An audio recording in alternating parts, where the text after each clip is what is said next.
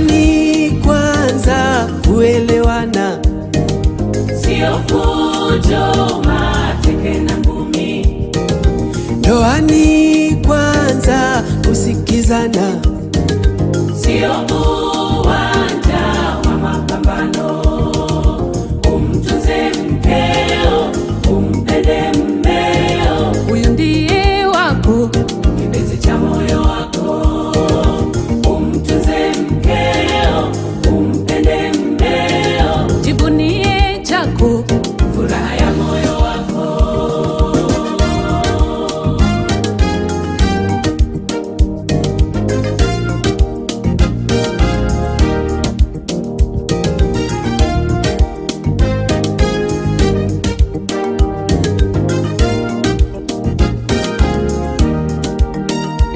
na asa msigombane tena, na ndoa yenu msilie tena. Uliyempata leo ndiye kipenzi chako, si unajua mmekubaliana? Kweli ni kwamba nyi mnapendana, ndiyo maana tumekuja leo tumalize jambo lenu. Hivi unajua ilikuwaje mpaka huyo Eva apatikane? Huyo Eva alitoka kwenye ubavu wa mwanaume. Adamu kasema sasa huyu mifupa katika mifupa yangu na nyama katika nyama yangu, ataitwa mwanamke. Kwa hiyo sasa huyo mwanaume atamwacha baba yake, Atamwacha baba yake na mama yake tena, aambatane na mkewe, wakaishi kwa furaha. watakuwa mwili mmoja, wataishi pamoja. Hivi unajua ilikuwaje huyu bi harusi apatikane? Bwana harusi hakika amepambana ampate kipenzi chake. Twaombea mkafurahi, vicheko, utani na raha nyingi. Watu wote leo tuko hapa tumalize jambo lenu. Ndoani kwanza kuelewana, Sio fujo, mateke na ngumi. ndoani kwanza kusikizana, Sio uwanja wa mapambano. Umtunze mkeo, umpende mmeo, Huyu ndiye wako, kipenzi cha moyo wako. Umtunze mkeo, umpende mmeo, jivunie chako, furaha ya moyo wako. watu wamekuja kuwapa mji, ndugu na rafiki wote wamefurahi kuwa hapa kwa ajili yenu. Basi sasa msipigane, mpendane, mchukuliane, mbebane, mvumiliane, ndoa kufichiana siri. Ugomvi na hasira msifanye, mueleweshane kwa upole, majibu mazuri muupalilia upendo. Hapo sasa sisi tumeridhika, taratibu zote mmezifata, kama vile Bwana Mungu aliagiza, tufunge ndoa takatifu. Kikubwa sasa twawaombea, Mungu awape maisha marefu yenye baraka, furaha pia upendo katika nyumba yenu. Basi sasa msipigane, mpendane, mchukuliane, mbebane, mvumiliane, ndoa kufichiana siri. Ugomvi na hasira mbebane, mueleweshane kwa upole, majibu mazuri muupalilia upendo. usimpige mkeo, utakuwa wajipiga mwenyewe.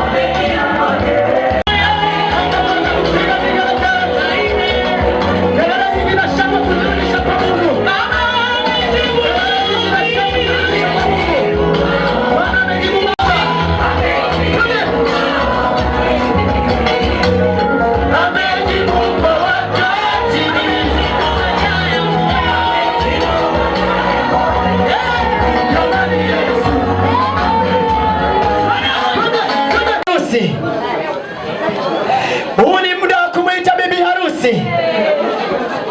Amen. Sherehe safi safi. Sasa wakati huu bwana harusi atakwenda mlangoni kwa stepu ya kunesa. Piga makofi na vigelegele. Akifika pale mlangoni nitamuuliza swali. Kwa hiyo msindikizaji muongoze aende pale mlangoni pale. Karibu kwenye mitambo. Alafu naomba watu wasitangulie.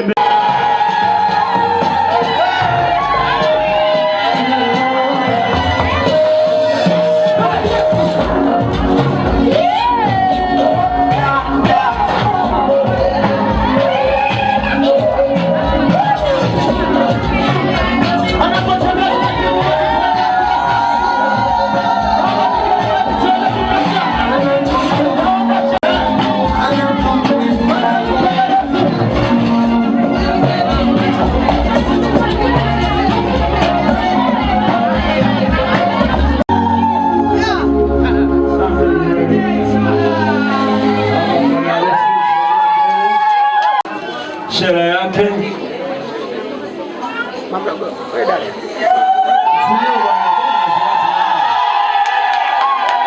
Namba peleka maiki pale, kama ni yeye utuambie ni yeye, kama sio yeye utuambie Si mwenyewe.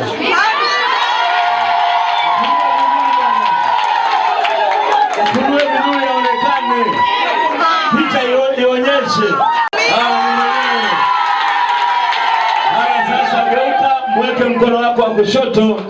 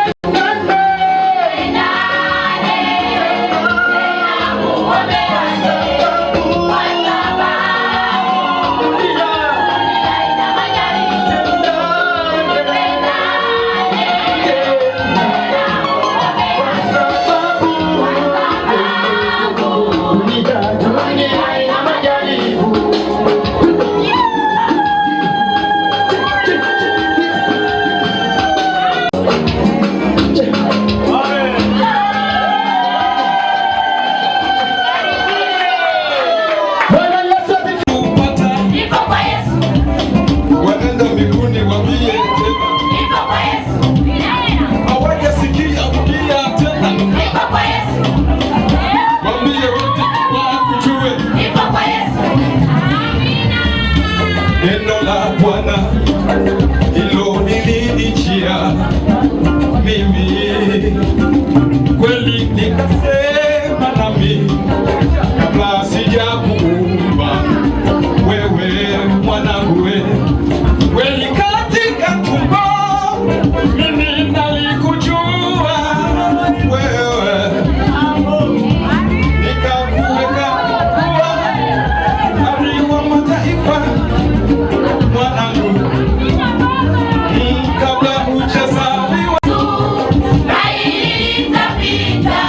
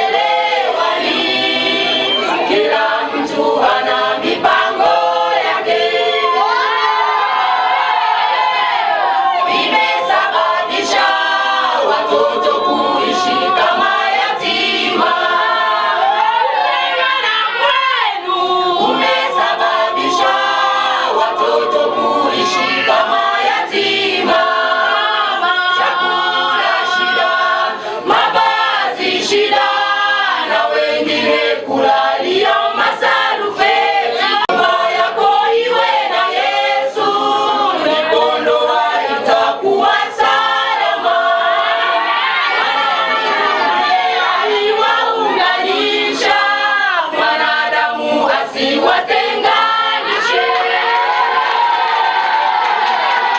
Tengeneza nyumba yako iwe na Yesu, ndipo ndoa itakuwa salama.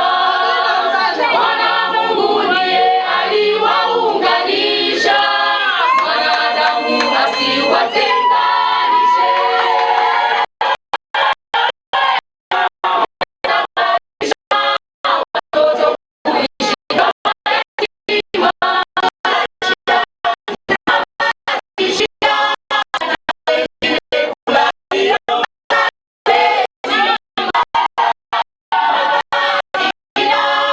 Na wengine kulalia masarufeti. Piga makofi na vigelegele kwa ajili ya Mlimba.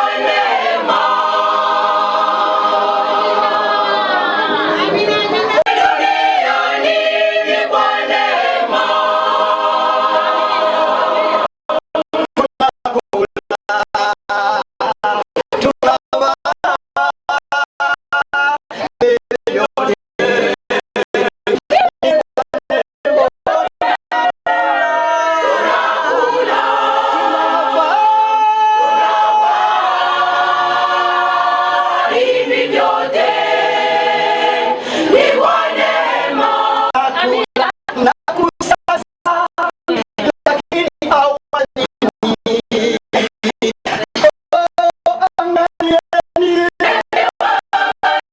Wanakula na kusaza, lakini hawalimi. Ndege wa angani wanakula na kusaza, lakini hawalimi. Kwanza tuwe waaminifu mbele zake Mungu, tuishi milele. Nasi yatupasa tuwe waaminifu mbele zake Mungu, tuishi milele.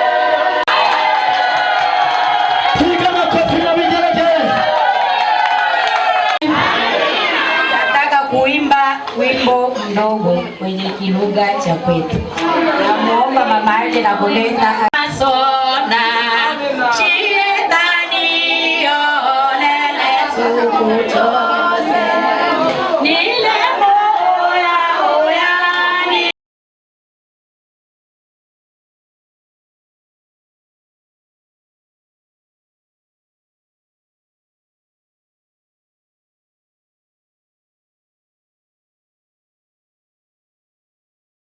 Ya usongamano wa ndoa ya mwanangu sana na maneno yalikuwemo mengi na sikutegemea kama ndoa itapita kwa siku ya leo, na nimemshukuru Mwenyezi Mungu.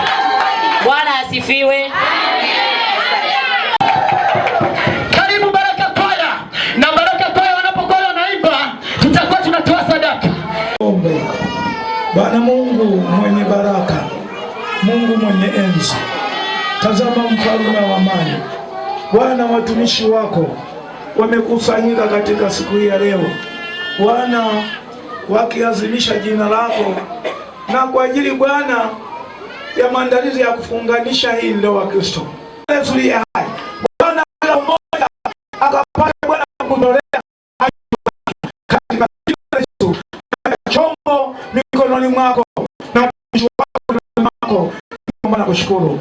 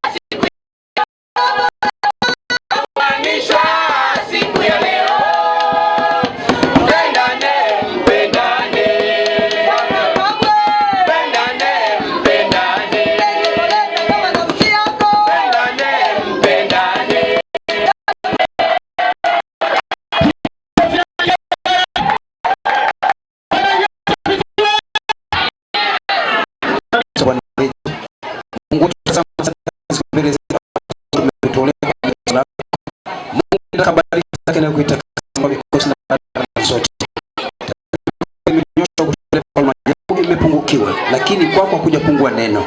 Nenda kabariki baba yetu ni hai, na pia Bwana wana wako waendapo uhitaji kaonekane Bwana, watoke na upiganie. Mungu wetu wa mbingu na dunia, na kwenda kinyume na nguvu zote za giza kipatikisha na kulegea. Asante mfalme ajabu, na kabisa dake mikononi mwako na maana kuamini katika damu ya Kristo. Amen. Harusi safi. Ndiyo ni jambo la sana kwa Mungu. Bwana Yesu asifiwe. Basi ni wakati mzuri ambao tutakao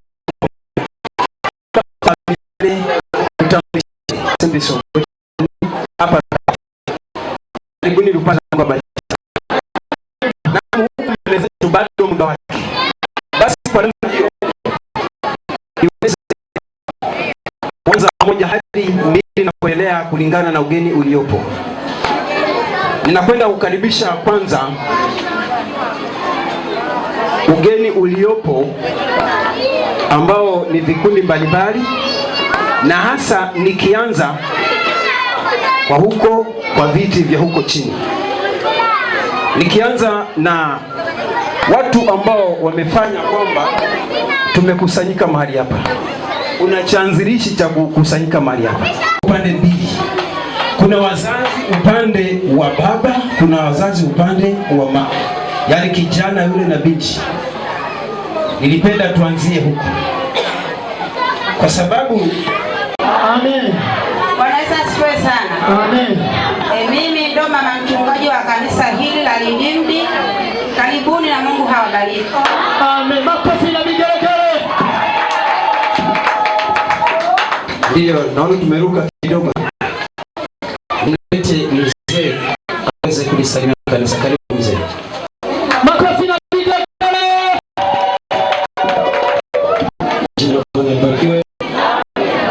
Bwana Yesu asifiwe. Wageni wetu kabisa. Amen. Jisikieni kuwa na amani kwa jina la Emmanuel Kalindo, mzee wa kanisa. Na mke wangu mahali popote uliposimama ili upunge mkono kwa ajili ya kanisa.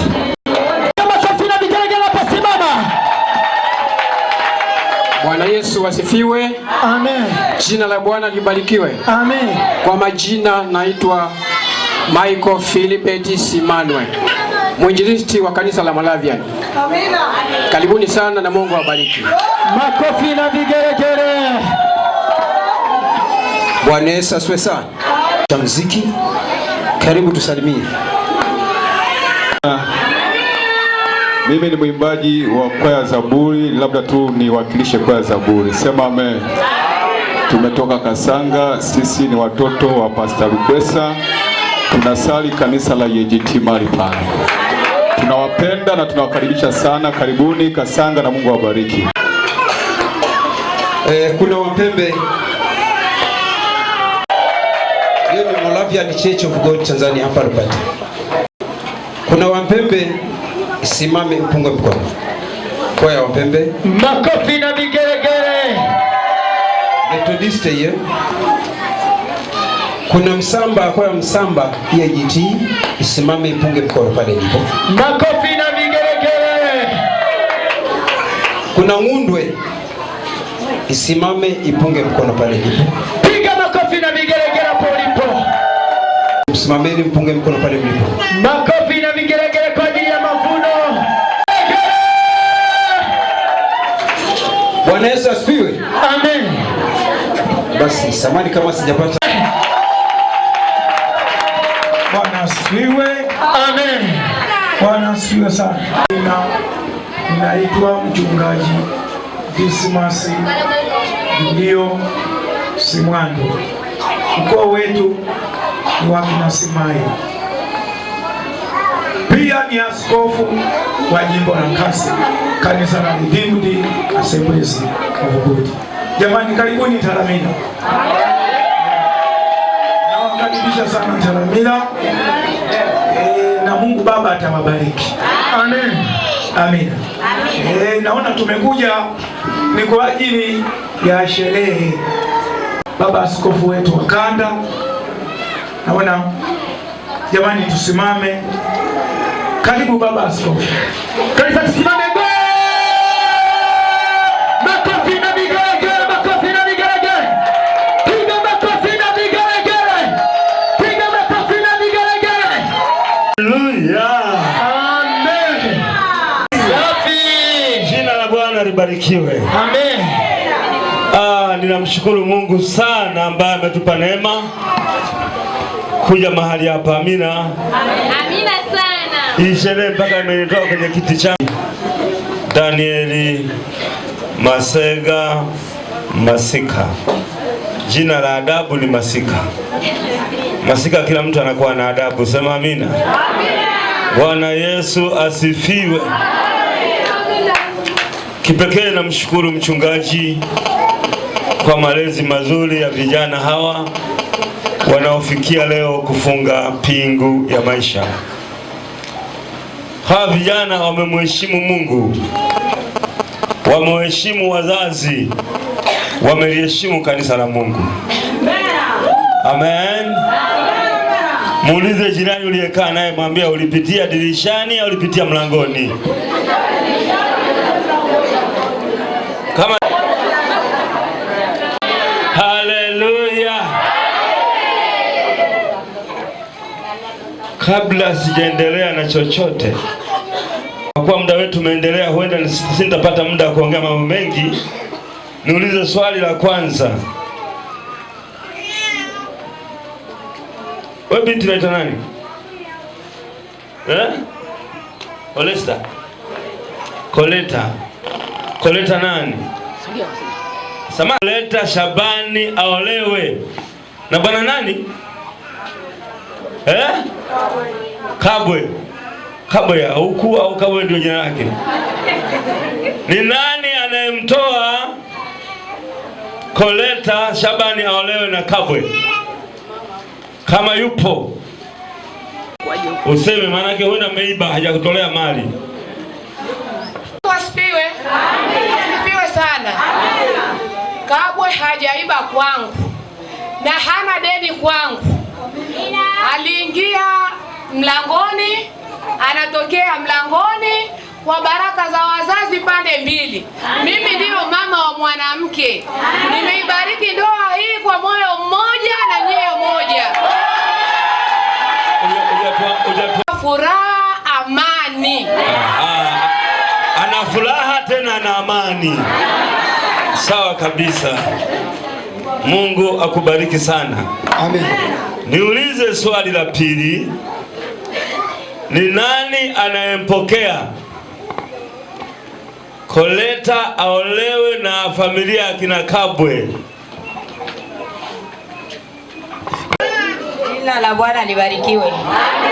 Jina la Bwana libarikiwe. Anayempokea Koleta aolewe na Bwana Kabwe Msabaha ni mimi, ndiye mama wa Kabwe. Naitwa kwa majina Nyota binti Kabwe Françoise. Makofi kwake. Maana Kabwe amependeza bwana. Amevaa suti kama askofu bwana. Piga makofi na vigelegele. Unajua mtu akipita mlangoni anaonekana amepita mlangoni, ana haki zote. Shuka leo hii. Makofi na vigelegele. Haya mambo ni matamu. Mwambie mwenzako haya mambo ni matamu. Jina la Bwana libarikiwe. Jamani, mimi nimesema hivi, hawa watu watatambulisha wenyewe wazazi wao, sio tuwafahamu. Sawa? Mimi nawapa maiki, yani Koleta atatambulisha wazazi wake na Bwana Kabwe atatambulisha wazazi wake. Ile nilikuwa ni utangulizi, nauliza anamtoa halali au amemuiba? Amelipa hajalipa? Naomba sasa nimuinue Bwana Kabwe atambulisha wazazi wake waliopo hapa. Mpe maiki. Tumsifu Yesu Kristo. Bwana kondoo ameshinda. Asalamu alaykum. Kwa majina naitwa Kabwe Msabaha Sungura. Namtambulisha mke wangu mtarajiwa.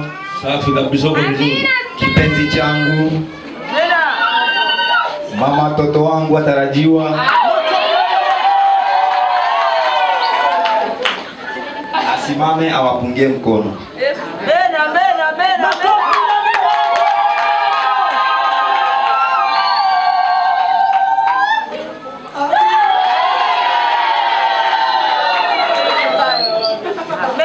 Namtambulisha mama yangu mzazi, asimame awapungie mkono.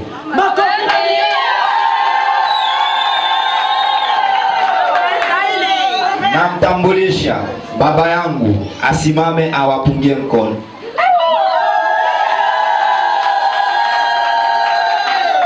Na watambulisha wa mama zangu wakubwa, wasimame wawapungie mkono.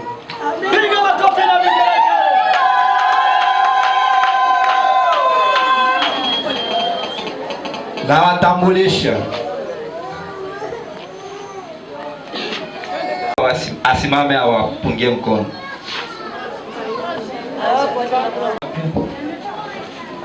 Makofi na vigelegele hapo ipo. Akiwa anainuka mama harusi. Amen. Mwana kondoo ameshinda. Na mimi sina wivu. Na mimi nipitia mlangoni bwana. Wewe idai mtoto wako, wala sina haraka. Hata ukifika saa 10 tuko kwa ajili yako hapa. Kwa majina naitwa Koleta Shabani.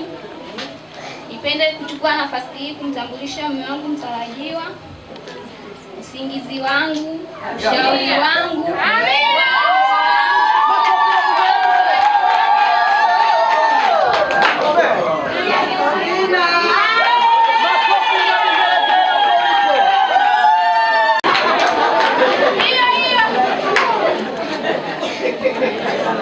Nipende kusimamisha mama yangu mzazi, asimame asalimie kanisa la Mungu. Nipende kuchukua nafasi hii kumsimamisha bibi yangu.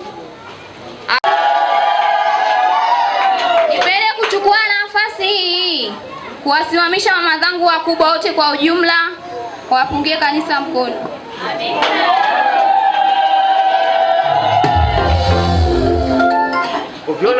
Ukiona mtu ashangilie wewe ni mchawi tu. Nafasi kusimamisha dada yangu apungie kanisa la Mungu.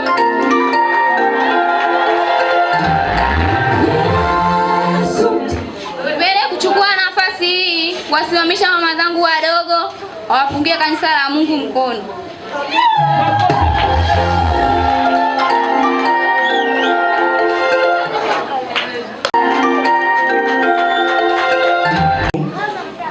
ni mtu awe na mke wake mwenyewe. Mpango wa Mungu mtu awe na mke wake mwenyewe. Sasa mwingine anakuwa na wake 3, 4, 5, sio mpango wa Mungu. Sema amina. Kama kuna watu wako nje wamekosa nafasi. Mwanzo wa uumbaji wa Mungu.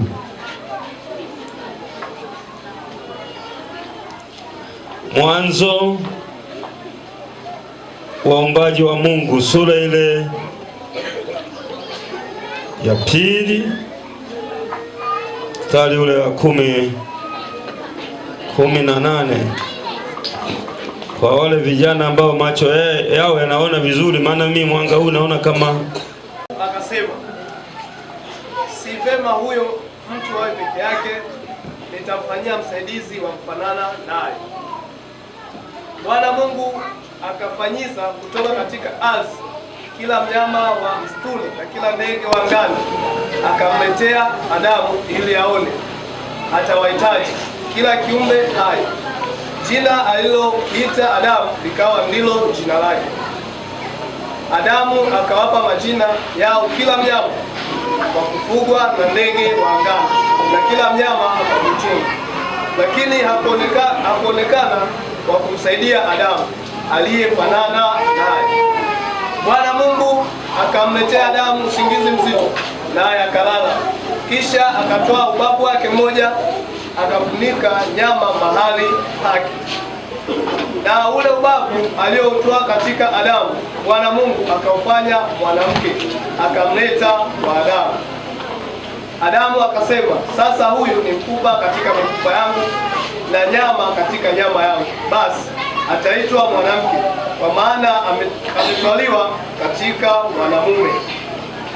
Kwa hiyo mwanamume atamwacha baba yake na mama yake, naye atambatana na mkewe, nao watakuwa mwili mmoja.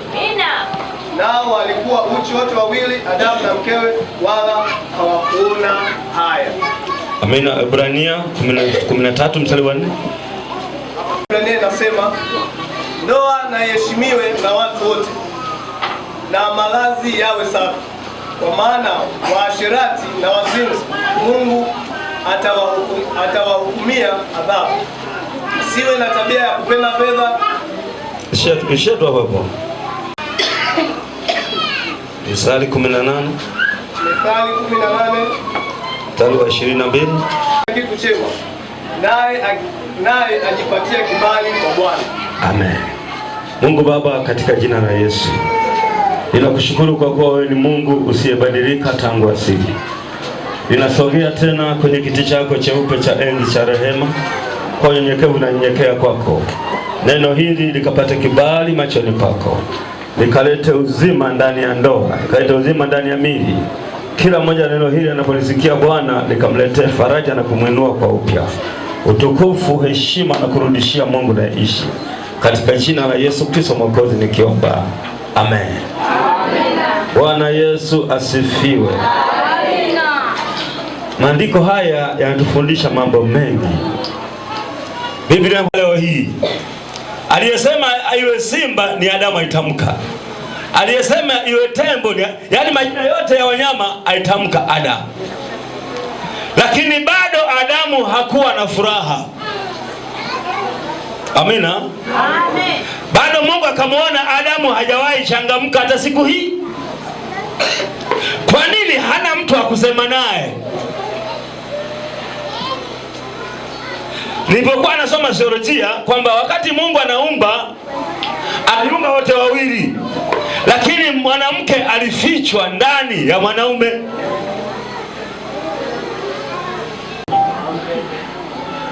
Akamtengeneza mwanamke, akampeleka mbele za Adamu. Adamu akasema, huu ni mfupa katika mifupa yangu, huu ni nyama katika nyama yangu. Ataitwa mwanamke kwa sababu ametwaliwa katika mwanaume. Manake Adamu alipomwona yule mwanamke akaanza kucheka. Huzuni ya Adamu ikawa ndio mwisho wake. Kilio cha Adamu kikaisha.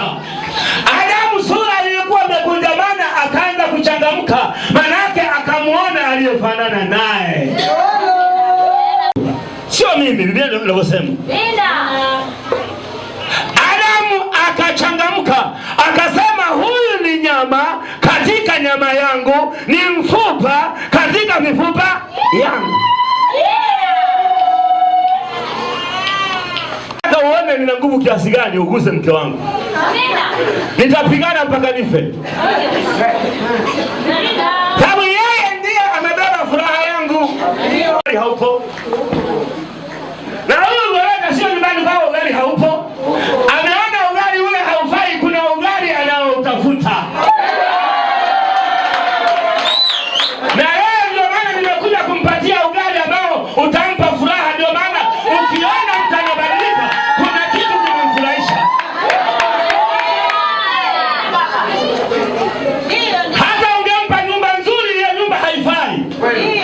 Hata ungempa magauni mazuri ya kupendeza, lakini kama kuna kitu amekikosa, bado atazidi kukonda tu.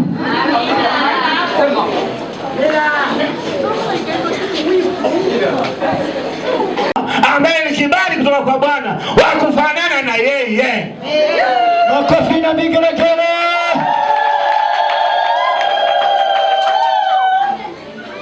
Hawa wengine unaona wote, huyu jamaa amehangaika sana huku ziwani. Anapanda boti, anateremka, anashuka, hamuoni wa kufanana naye. Na binti naye ametembea mji wote hakuona, akamwona Kabwe ndio anayeweza kumfaa. Bwana, moyo wako unatulia. Ndoa nyingi zinaishia mahali pabaya yake, umeoa ambaye hamkufanana. Ndio wale wa ndoa shahidi na kuwapanya usiku. Anasema ndoa na iheshimiwe na watu wote, na malazi yawe safi. Ndoa yako na iheshimiwe. Sio, kuna vitu ambavyo sio wema, akaona sio vizuri. Mungu mwenyewe akakagua, akaona sio vizuri huyu mtu akae peke yake, akasema nitamfanyia msaidizi wa kufanana naye. Mfano mimi hapa niko hapa, wapi hapa? Kupata. Moyo wangu uko hapa, lakini moyo uko wapi? Yaani muangalie mimi na muota ndoto hivi. Kwa nini amekaa moyoni mwangu? Amefanyika faraja. Nikitoka huko nimechoka, akili yangu haijakaa vizuri, nikimwona nafarijiwa. Sema amina. Huyu bwana alipogundua kwamba tayari ana mapungufu, akasema mimi na mapungufu. Haleluya. Amen. Ukiona una mtoto wa kiume anakaa nyumbani hatoki nje, huyo ni mgonjwa. Ndio. Kweli kabisa. Na ukiona pale nyumbani shikamoo hazipo, huyo mtoto nini? Ni bomu. Makofi na vigelegele. Ukiona pia una mtoto wa kike hakuna shikamoo pale nyumbani, huyo mtoto mpeleke kwa waganga. Ana matatizo, hana afya nzuri. Mwenye viungo vizuri utashangaa shikamoo nyingi, mama shikamoo, baba shikamoo. Ukiona hivyo ujue na mtoto aliye salama. Wataambatana wakiwa mwili mmoja. Tena atakuwa mtu huyu mmoja. Manake wewe saizi unaingia ndani ya huyu na wewe unaingia ndani ya mnakuwa mwili huu. Makofi na vigelegele. Sasa huwa mara nyingi mimi nashangaa mtu mwingine ameoa mke alafu anampiga. Hivi mimi nataka kujipiga mwenyewe hivi. Sitaonekana sina akili mwehu. Ukiona mtu anajipiga mwenyewe nini? Ni mwehu. Manake ni mwili mmoja utajipigaje? Kwa nini? Kwa sababu watu hawajawa wawili, ni mmoja tu.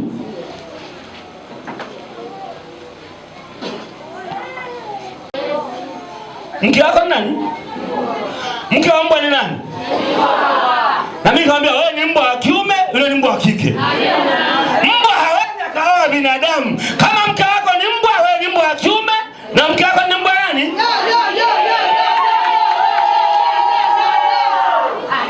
Wote na malazi yawe safi. Unapolala ndipo mke wako anapolala. Ulivyo wewe ndio na mke wako alivyo. Maisha ya mke wako ndio maisha yako. Yake na mama yake wataambatana. Alafu ukitaka, unajua wanaume wengine tuna akili sio nzuri sana. Amina. Wenye akili, mwanamke ana akili kuzidi mara tatu yetu. Yaani sisi wanaume tuna akili upande mmoja huu. Alafu mwanamke ana akili kichwa. Ndio maana Biblia inatuishi nao. Kwa nini? Manake wao wana akili asilimia zote. Ndio maana kama huna akili utamwacha mke, lakini mwenye akili anakaa vizuri na mke wake. Ndio maana mwanamke ana uwezo huko, ananyonyesha, anakata mboga, anakaanga, huko anabebeleza mtoto. Akili, manake usipokuwa na akili utashinda kumcontrol mwanamke.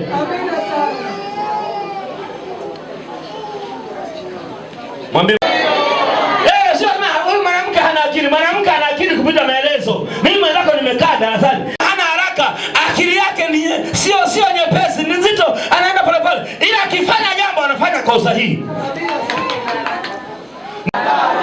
Yaani hafikirie kwamba kesho kutakuweje. Ndio maana mwanamke akionana na mwanaume hata kama ni kichaa, akimbeba tunatenda. Hafikiri kwamba kesho itakuweje. Hajui kama huyu mwanaume kwao anakula nyama za watu. Akipenda amependa, anaondoka na kutengeneza.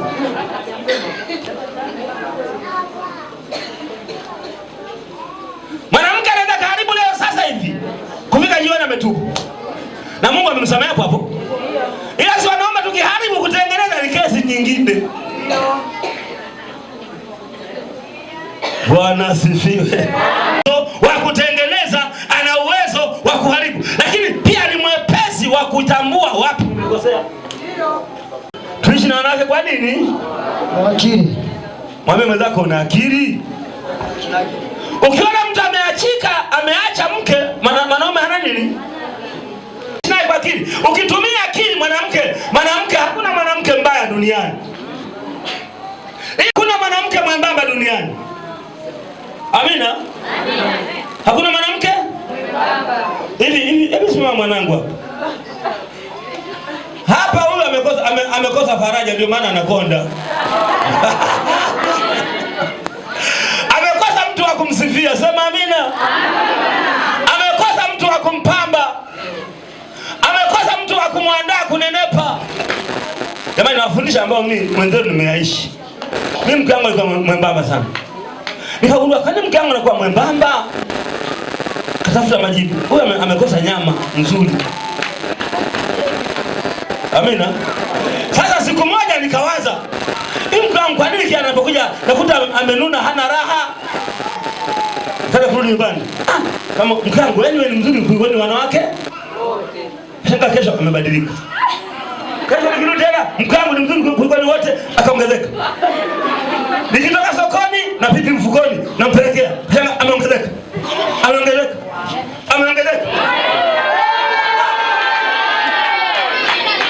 Sasa hivi ukimwona mke wangu ni bonge kama pale mamake na kabu. Kwa nini? Anapata maneno ya faraja, anapata maneno yenye dawa. Mwanamke siku zote anapenda. Mwanamke gani wewe? Yaani wewe mwanamke atakonda huyo, utamwonea huruma, ni kama ameasirika, kumbe hajasirika.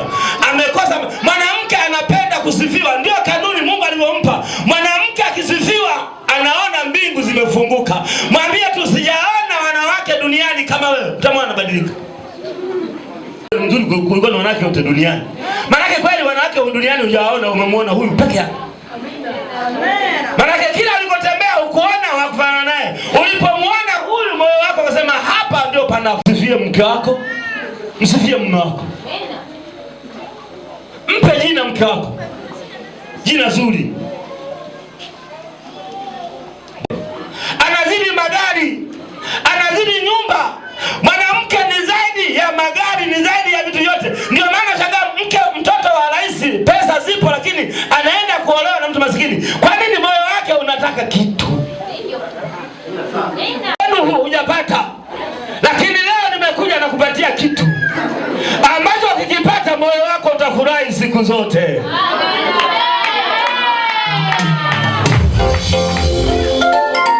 Piga makofi na vigelegele kanisa. Na cha huyu kwa huyu. Leo tunaviunganisha na kuwa mtu huyu. una wivu ukajinyonge. Sio ukajinyonge ukaokoke. Mwenye wivu fanya nini? Aokoke, sio ajinyonge, maana kinyonga ataenda jehanamu. Kama una wivu, hata kama ulikuwa unawaza vibaya kwamba bwana Kabwe hataoa, bwana binti nani pale hataolewa, leo ndio siku yao njema. Hata kama unanuna, wewe cheka tu. Makofi na vigelegele. Ni hatua zile nyeti. Neno la Mungu naombalishie hapo. Mungu mwenye uwezo, Baba, tazama mtumishi wako Bwana anaenda kufunganisha ndoa. Naomba Bwana Mungu, Bwana ukae pamoja naye. Bwana Mungu, kamtie nguvu, kamtie uwezo, katika jina la Yesu Kristo aliye hai. Bwana Mungu, namuweka mikononi mwako nikijua. Amen. Wapendwa, tunakusanyika mahali hapa leo hii mbele ya Mwenyezi Mungu na mkutano huu ili kuwaunganisha pamoja mwanamke huyu na mwanaume huyu, ili katika hali takatifu ya ndoa ambayo imesifiwa na Mtume Paulo kuwa na iheshimiwe na watu wote. Kwa sababu hii haifai kwa mtu yoyote kuingia katika hali hii kwa haraka ama pasipo kufikiri, lazima kwa uangalifu na kumcha Mungu. Kwa hawa wawili wamepatana kuingia katika hali hii takatifu. Iwapo mtu yoyote anayo sababu ya watu hawa wasiunganishwe katika ndoa takatifu iliyo halali, na aseme sasa, na kama sivyo wanyamaze kimya. Nauliza swali, yamkini yupo mtu mahali hapa anasema Kabwe ni mume wangu. Sasa nashangaa leo anataka kufunga ndoa na Goleta. Mimi napinga. Ana haki za msingi, ambaye ametelekezwa na Kabwe asimuoe Goleta. Kama yuko mtu, hata kama yuko nje, nasubiri dakika hizo 2 za msingi kama msajili wa ndoa. Kama na kama hayupo wanyamaze kimya. Goleta ni mke wangu, nilikuwa nimemwoa, nani hakujua. Leo hii mimi napinga na mali nishaposa. Aseme sasa. Hata nje kama yupo mtu anapinga. Kama anapinga, wewe sogea tu mlangoni hapa. Mimi sina haraka. Unayepinga na anyamaze. Naona hawapo. Bwana Yesu asifiwe. Amen. Jina la Bwana libarikiwe. Amen. Sasa niende kwa wanandoa hawa ambao wanaenda kufunga ndoa yao leo. Kama mtakavyojibu katika siku ile ya hukumu ya kutisha, wakati wa siri za mioyo ya wanadamu zitakapofunuliwa, nataka kujibu kutoka kwenu ninyi nyote wawili. Kama yeyote kati yenu anayo sababu yoyote ya kutounganishwa pamoja kihalali katika hali takatifu ya ndoa, na aseme sasa. Kwa maana fahamuni wazi kuwa wowote watakaofunganishwa pamoja pasipo njia ya halali watahukumiwa. Yeyote aliye kinyume na neno la Mungu hawaunganishwi na Mungu, wala ndoa yao si halali. Kama na nyinyi hapa kati yenu kuna mmoja amekaa amefikiri kwamba hapana, mimi nilikubaliana naye hivi hivi, lakini sasa hivi naamua nafasi bado iko hapa. Ni ya leo ya mwisho. Kama nabadilisha, kama ipo sababu sema nina sababu, kama hamna sababu niambie hakuna sababu, mpe maiki.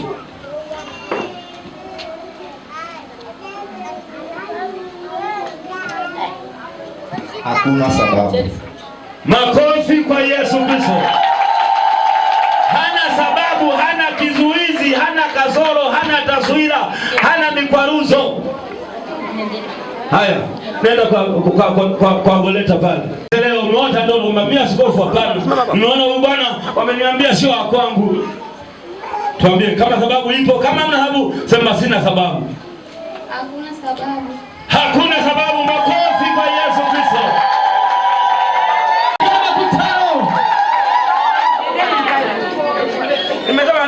Kama una wivu bahati mbaya. Kitabu cha Efeso, naomba msomaji anisomee.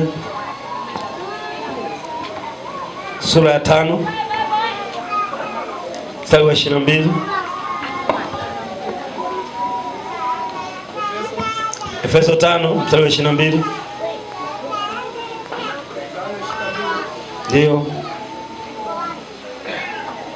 Inasema, enyi wake watiini waume zenu kama kumtii Bwana wetu Yesu. Kwa maana mume ni kichwa cha mkewe, kama Kristo naye ni kichwa cha kanisa, naye ni mwokozi wa mwili. Lakini kama vile kanisa limtiivyo Kristo, vivyo hivyo wake nao wawatii waume zao katika kila jambo. Enyi waume, wapendeni wake zenu kama Kristo naye alivyolipenda kanisa, akajitoa kwa ajili yake, ili makusudi alitakase na kulisafisha kwa maji katika neno. Afanyaje? Mwanaume apewa agizo gani? Aha. Kumbe mwanamke amekosa utii. Anaambiwa afanye nini? Anasikitika. Ndio jibu lake. Yaani Biblia haijaikosea. Yaani asili ya mwanamke sio nini? Sio mtii. Asili ya mwanaume hana upendo. Ndio maana anaagizwa umpende mkako kama Kristo alivyolipenda nini? Kanisa. La kutii. Lile analoagizwa na mume wake atii. Mwanamke tabia yake ni kutokutii, anajisahau haraka. Sikumana mimi. Anasema wewe ndio usingizi wake. Na kweli mimi nafahamu ni usingizi wake. Leo kesho mtu asimgongee nyumbani kwake. Waache wapumzike. Amelia vya kutosha. Waache raha ikaingie. Moyo wake ukatulie. Jamani, hili wiki nzima sio la kwenda kwa nyumbani kwa Kabwe. Wiki nzima mwachieni apumzike. Amelia vya kutosha. Huyu mtu wamependana wao wenyewe. Mamake na Kabwe. Sio umeoa mwanamke gani huyu ndio? Sasa hata kama ana miguu yake iko hivi. Hivyo anampenda, mwache. Hata kama hajui kusema ni wa kwake, mwachie. Wasiingie wakina shangazi, wakina mjomba, wakina binamu kwenye ndoa. Ndoa nyingi zinaharibiwa kwa sababu ndugu wanaanza kuingilia kwenye ndoa ya watu. Ndoa ni ya watu wawili peke yao.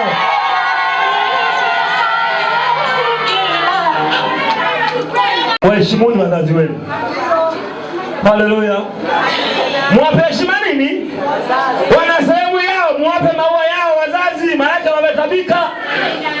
Siku moja unamwambia Kabwe twende kwa mama. Umebeba na kitunga, sio kwenda mikono mitupu.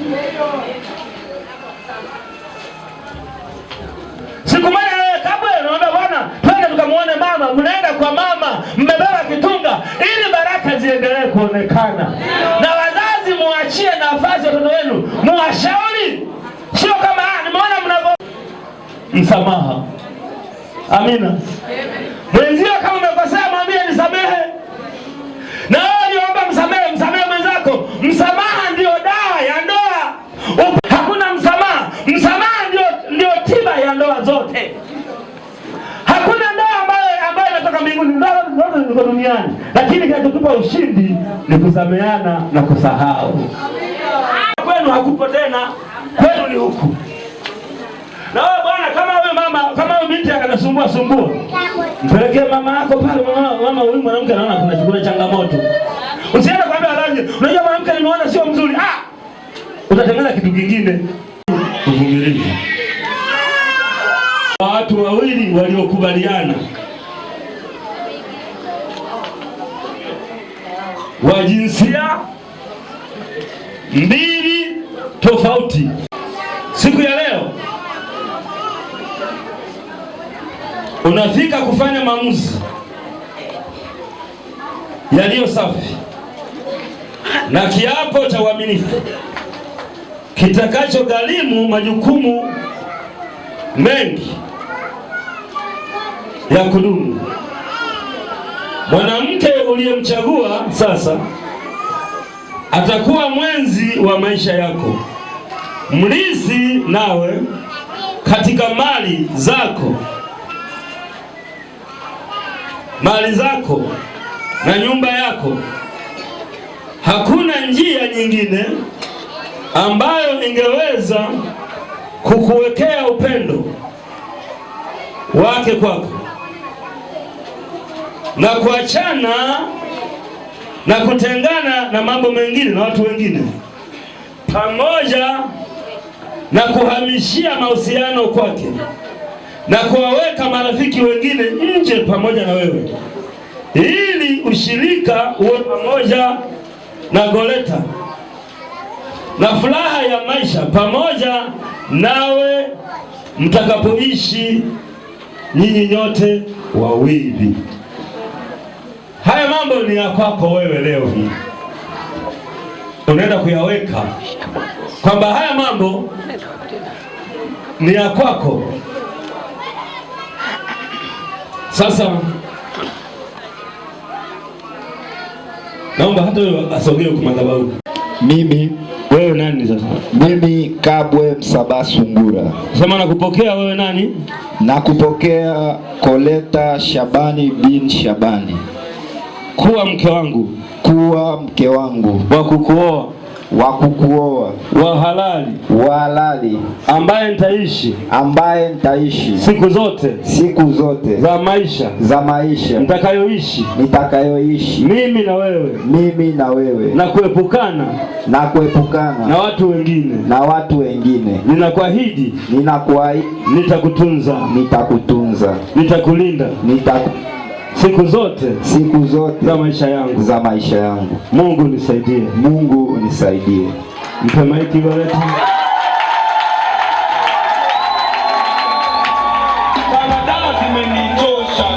Katikati pale. Utaniziba hapa. Dada. Mpe maiki. Mimi Koleta. Wewe nani? Koleta Enosa Shabani. Nakupokea nani? Au unanipokea mimi? Nimempokea Kabwe Sungura. Sema nakupokea wewe. Kabwe nani? Nimempokea. Sio umempokea. Sema nakupokea. Unampokea nini? Nakupokea Kabwe Sungura Msabaha. Ndio. Wa mume wangu wa maisha yangu. Wa kunioa. Wa kunioa. Wa halali. Wa halali. Siku zote. Siku zote. Tutakazoishi. Tutakazoishi. Mimi na wewe. Mimi na wewe. Wawili. Wawili. Ninakuahidi. Ninakuahidi. Kwamba nitakutii. Nitakutii. Nitakuheshimu. Nitakuheshimu. Mungu nisaidie. Mungu nisaidie. Mkubwa.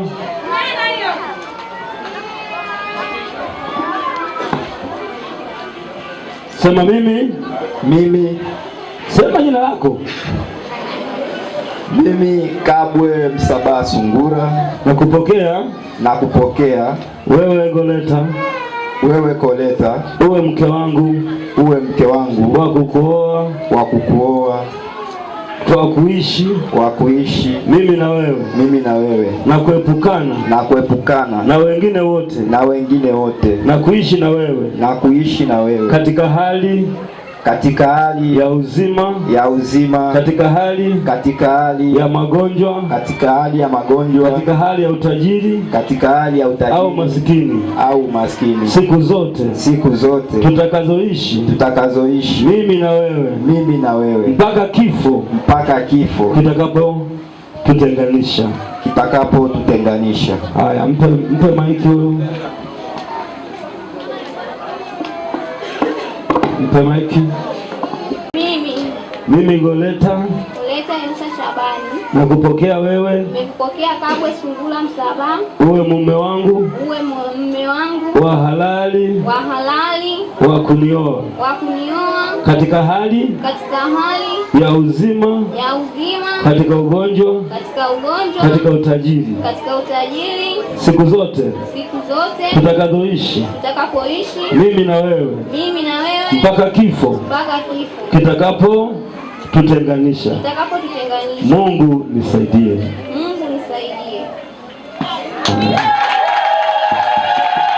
Wenyewe amina. Maanake mwingine tayari akipata mali anaweza kusema ni mali za kwangu. Sasa hivi hakuna mali za kwako, hata kama mlipata ni za kwenu. Na wewe tukipeleka vitu useme vya kwangu ni vya kwenu. Ndivyo Mungu anavyotaka.